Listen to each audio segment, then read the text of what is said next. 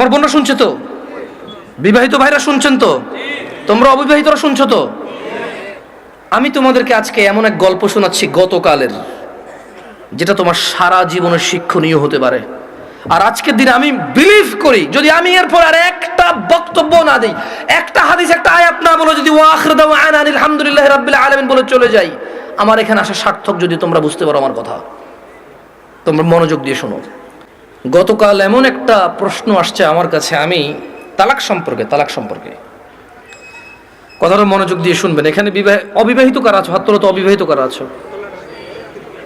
ঠিক আছে। আরে হাসার কি, যে এই বাঙালি যেটাই কই এটা হাসে, কি দুনিয়াটা কৌতুক বানাবে। অবিবাহিত কে আছে এটা কি হাসার কিছু হয়ে গেল? কি মানে বুঝলাম না জিনিসটা। তো এটাও হাসার কিছু? ভাই আমি এখানে বললাম যে অবিবাহিত কারা আছে, সবাই হাসা শুরু করে, মানে কি কি কয় শরম পাইছে? আপনাকে বলছে ওরা শরম পাইছে? কে বলছে? জবাব দিয়েছেন কি এখানে? আপনার তো জবাব তো ঠিক হয় না ওদের পক্ষ থেকে। ওরা তো বলে না ওরা শরম পাইছে, ওদের কাছে মনে হয়েছে হুজুর এখন কৌতুক করবে। বিবাহিত যারা আছো হাত তোলো তো। মাশাআল্লাহ, তাবারকা, বসেন।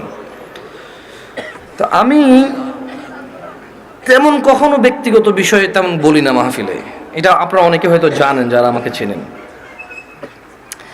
গতকাল আমার কাছে এক প্রশ্ন আসলো তালাক বিষয়ে। আমি বেশিরভাগ সময় অ্যাভয়েড করি তালাক বিষয়ে প্রশ্ন। এমনিতে আমি নর্মালি কোনোদিন কোনো ফতোয়া দিই না।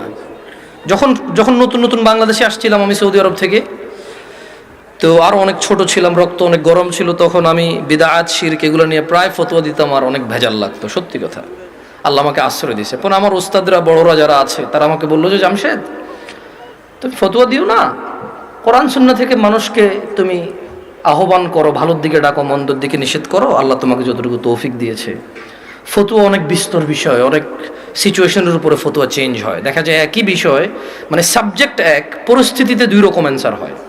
সে তোমার এখনো সেই প্রজ্ঞা যদি না হয় তুমি দিও না, আর প্রজ্ঞা হলে দিও। তা আমি ওনাদের কথা চিন্তা করেছি যে আমার সেই প্রজ্ঞা হয়নি যে আমি দিব। কারণ এখানে হানাফিরা বলে যে একসাথে 3 তালাক দিলে হয়ে যায়, আর শাফি হাম্বলিরা বলে যে যতবারই তালাক দেয় একবার। এখন যারা হানাফি নিজেদেরকে বলে, ওনারাও কিছু দলাইল পেশ করে, আর যারা শাফি মালাকি আছে বা আহলে হাদিস সালাফি আছে, তারাও সূরা বাকারার মধ্যে যেমন আত-তালাকু মাররাতান, তালাক 2 বার, মানে 2 দফায়, এভাবে দিয়ে বলে। তো আমি চিন্তা করছি এটা বড়দের বিষয়। কার বিষয়? এটা আমার ম্যাটার না, আমার এত জিম্মেদারি নেওয়ার এখনো অতটুকু যোগ্যতা হয়নি। তো বেশিরভাগ তালাকের যখন প্রশ্ন আসে, আমি বড় বড় আলেম যাদেরকে চিনি, যেমন আমি সৌদি আরবে ছিলাম, তাহলে বেশিরভাগ যাদেরকে আমি চিনি তারা মদিনা ইউনিভার্সিটির স্কলার। কেউ হাফার আল বাতান ইসলামিক সেন্টারের লেকচারার, কেউ রিয়াদ ইসলামিক সেন্টারের লেকচারার, কেউ আল আহসা ইসলামিক সেন্টারের লেকচারার সৌদি আরবে, যাদের সাথে আমার পরিচয় আছে খুব ছোটবেলা থেকে, আমি যাদেরকে চিনি, যারা আমাকে খুবই আদর করে। তো আমি যেটা করি, যখন এই তালাকের মাসলা মাসাইল আসে, নর্মালি কোনো প্রশ্ন আসলে আমি জবাব দিই না, কিচ্ছু রিপ্লাই করি না, কারণ আমি জানি আমি ফতোয়া দিব না, আমি ইগনোর করার চেষ্টা করি। খুব সহজ থেকে সহজ প্রশ্ন আসলো দিতে চাই না, কাউকে না কাউকে ট্রান্সফার করে দিই। তো ওই একটা বোন মেসেজ লিখলো, আমি ওয়ালাইকুম আসসালাম দিয়ে লিখেছি আপনি যে কোনো প্রশ্ন লিখে করেন। তখন সে লিখে প্রশ্ন করলো যে তালাকের বিষয়। আমি বললাম যে আমি তালাকের বিষয়ে ফতোয়া দিতে জানি না, আমি একজন বড় আলেমের নাম্বার দিচ্ছি, আপনি ওনার সাথে কথা বলে আপনি জেনে নেন, হোয়াটসঅ্যাপে মেসেজ দিয়ে ওনাকে কল করিন, সমস্যা নেই। এখন উনি আমাকে একটা ভয়েস মেসেজ পাঠাইলো যে ওনার হাজব্যান্ড ওনাকে তালাক দিয়েছে 3 বার। এখন উনি নানা হুজুরের কাছে গিয়েছে যে উনি এখন এই স্বামীর ঘর করতে পারবে কিনা। ওনার স্বামী অনুতপ্ত, উনিও অনুতপ্ত। আমার বোনরা শুনছে তো? না, আমার বোনরা শুনছে তো? বিবাহিত ভাইরা শুনছেন তো? তোমরা অবিবাহিতরা শুনছো তো? আমি তোমাদেরকে আজকে এমন এক গল্প শোনাচ্ছি গতকালের, যেটা তোমার সারা জীবনের শিক্ষণীয় হতে পারে। আর আজকের দিনে আমি বিলিভ করি, যদি আমি এরপর আর একটা বক্তব্য না দিই, একটা হাদিস, একটা আয়াত না বলে যদি ওয়াখির দাওয়ানা আলহামদুলিল্লাহি রাব্বিল আলামিন বলে চলে যাই, আমার এখানে আসা সার্থক। যদি তোমরা বুঝতে পারো আমার কথা, তোমরা মনোযোগ দিয়ে শোনো। তো বললো যে আমি বেশ কিছু হুজুরের কাছে যতটুকু আমি আমাকে বলেছে যে আমি আহমদুল্লাহ হুজুরকে মেসেজ করেছি, উনি রিপ্লাই করেনি। আমি আজহারি হুজুরকে মেসেজ করেছি, রিপ্লাই করেনি। আমি আব্দুর রাজাক বিন ইউসুফ হুজুরকে মেসেজ করেছি, উনি রিপ্লাই করেনি। আমি কুয়াকাটা হুজুরকে মেসেজ করেছি, রিপ্লাই করেনি। আপনি জামশেদ মজুমদারের ফেসবুকে মেসেজ করেছি, রিপ্লাই করেননি। এর মধ্যে কেউ রিপ্লাই দেয়নি। আপনি আমাকে ওয়ালাইকুম আসসালাম রিপ্লাই দিয়েছেন হোয়াটসঅ্যাপে মেসেজ দেওয়াতে।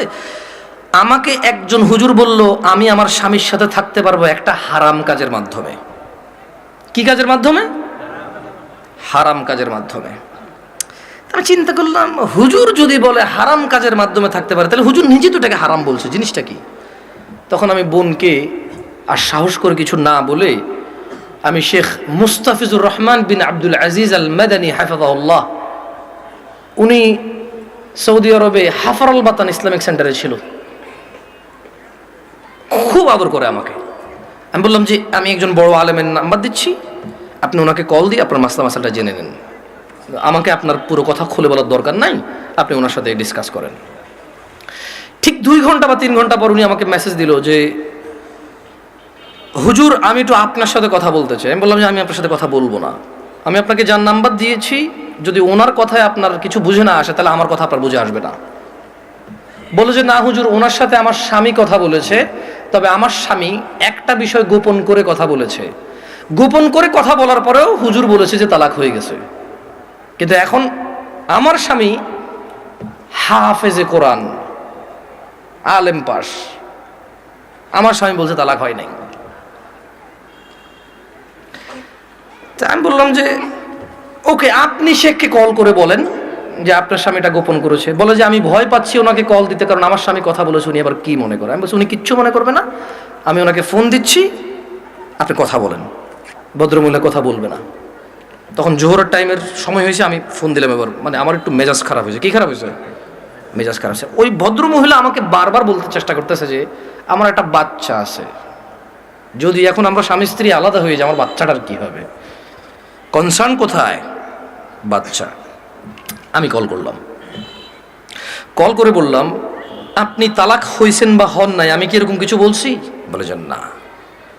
আমি বললাম ধরে নেন আপনার স্বামী আপনাকে তালাক না দিয়ে যদি গলা একটা কোপ দিত, আপনার গলাটা কাটতো কিনা? বলে যে কাটতো। আমি বললাম তালাক দিল, তালাক হবে। এবারে হুঁশে দিছে না বেহুঁশে দিছে, রাগ করে দিছে না আদর করে দিছে, মজা করে দিছে নাকি দুষ্টামি করে দিছে, এইটা ম্যাটার না। আপনার স্বামী যদি আপনাকে 5 তলা বিল্ডিং থেকে রাগ করে অথবা রাগ না করে হাসি মুখে অথবা দুষ্টামি করে যদি আপনাকে ধাক্কা দিত, আপনি কি পড়তেন 5 তলা থেকে? বলে যে পড়তাম। তাহলে আপনার কেন মনে হচ্ছে না যে আপনার স্বামী আপনাকে রাগের মাথায় তালাক দিলে হবে না? রাগের মাথায় ধাক্কা দিলে যদি 5 তলা থেকে পড়ে আপনার হাত পা ভেঙে যায়, মরার সুযোগ থাকে, মরে যেতে পারেন আপনি, এরকম সম্ভাবনা থাকে, তাহলে কেন আপনার স্বামী আপনাকে তালাক দিলে তালাক হবে না? মানতে অসুবিধা কোথায়? যে আল্লাহ আপনার এই স্বামীকে কবুল বলার পরে ওর সাথে থাকা বৈধ করেছে, সে আল্লাহই তো 3 তালাক পরিপূর্ণ হয়ে গেলে থাকাটা অবৈধ করেছে। যিনি আপনাকে এর সঙ্গ দেওয়ার জন্য বৈধ করেছে, আপনি মেনেছেন সেটা, উনি যখন অবৈধ করেছে সেটা মানছেন না কেন আপনি? প্রবলেম কোথায় আপনার? আপনার বাচ্চা? যদি আপনার হাজব্যান্ড কালকে অ্যাক্সিডেন্ট হয়ে মারা যায়, মৃত্যুর পর আপনার হাজব্যান্ডকে নিয়ে আসতে পারবেন জীবিত করে? না। যদি আপনি মারা যান কালকে, আপনার এই বাচ্চা কি মাহারা হবে না? হবে। ওকে, আপনার দুইজনই উভয় মারা গেলেন, কোনো অ্যাক্সিডেন্টে বাচ্চাকে রেখে গেলেন, বউ জামাই গেলেন কোথাও ঘুরতে বা ডাক্তার দেখাইতে, অ্যাক্সিডেন্টে 2 জন মারা গেলেন, আপনার এই বাচ্চা থাকবে কি না? বলে থাকবে। তো তখন আপনাকে কি ফিরাইতে পারবে কেউ মৃত্যু থেকে? না। তা আপনি কেন আল্লাহর বিধান মানতে এত অসুবিধা হচ্ছে যদি পরিপূর্ণ তালাক হয় আপনার?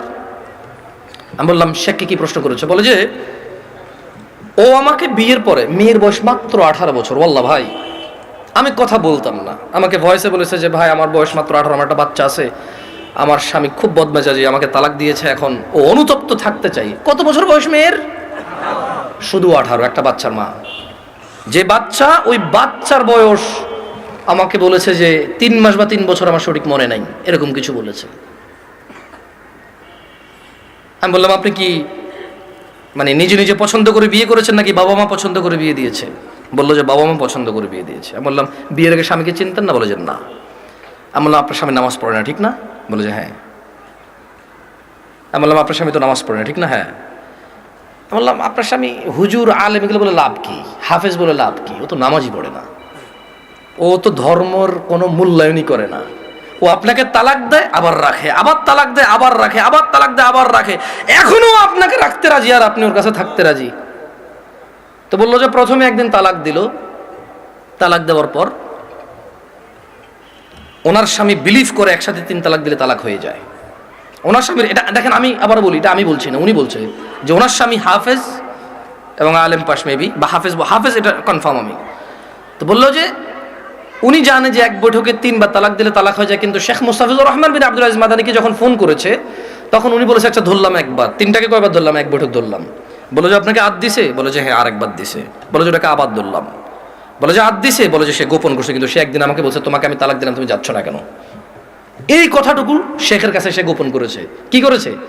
শেখ নাকি তখন প্রশ্ন করেছে আপনি যদি হানাফি মাসলাকের হন, জীবন যদি হানাফি বিধান অনুযায়ী চলেন, আর আপনার স্বামী নিজে যেহেতু হাফেজ বা আলেম, ও তো এটা জানে যে এক বৈঠকে 3 বার দিলে হয়ে যাচ্ছে। আর কোরআন সুন্নাহ অনুযায়ী যদি আপনি শাফি মালিকের দিকে আসেন, সেই ক্ষেত্রে ওনারা এক বৈঠকে যতবারই দেয় কয়বার ধরে? একবার। তো বলো যে অনেক সময় আমরা ফতোয়া দেই যে ঠিক আছে, মানে আপনি হানাফি কোনো বড় বিজ্ঞ আলেম থেকে মাদ্রাসা থেকে ফতোয়া নিয়ে ওনারা লিখিত ফতোয়া দেয় কি সেটা আপনি জেনে নেন। মানে তালাক নিয়ে তেমন কেউ ভেজাল করতে চায় না, কারণ মারামারি কাটাকাটি হয়ে যাবে, বোঝেন নাই, মিছিল মিটিং হয়ে যাবে। এক গ্রুপ বলবে তালাক হয়ে গেছে, আরেক বলবো হয় নাই, বলবে যে জানা করতেছে ও হুজুরের কথায়। ভাই এটা বিশাল বড় একটা প্রবলেম, বুঝছেন না বোঝেন নাই? সত্যি আমার পক্ষে সলভ করা সম্ভব না। তখন আমি ওই বোনকে বললাম যদি আপনার তালাক হয়ে যায় চলে যান, ইদ্যত পালন করে কোথাও বিয়ে বসে যাইয়েন, আর পরবর্তী স্বামীর যত্ন নিয়েন করে দিয়েছে। তো আমি ওই মহিলাকে বললাম যে আপনার তালাক হয়েছে বা হয় নাই ফটো দেওয়ার আমার যোগ্যতা নাই। আপনি যদি মনে করেন আপনার স্বামী গোপন করেছে শেখের সাথে, তালাক একবার তালাক দিছে যেটা গোপন করেছে, আপনি ওনার সাথেই কথা বলেন। তো আমি আমার বোনদেরকে বলবো, বোন ও আচ্ছা, আমি ওই ওই ওই মেয়েটাকে এতটুকু বললাম যে যেই ছেলে আপনাকে 3 বার তালাক দিল, 3 বার, আপনার কাছে কেন মনে হয় ও 4র্থবার দিবে না?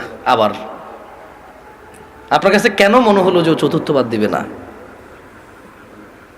আর এই তো আপনি এই স্বামী ছাড়া থাকতে পারবেন না, আপনার একটা বাচ্চা আছে, কেন আপনি স্বামীর সাথে এমন ব্যবহার করলেন যে ও তালাক পর্যন্ত গিয়ে পৌঁছালো?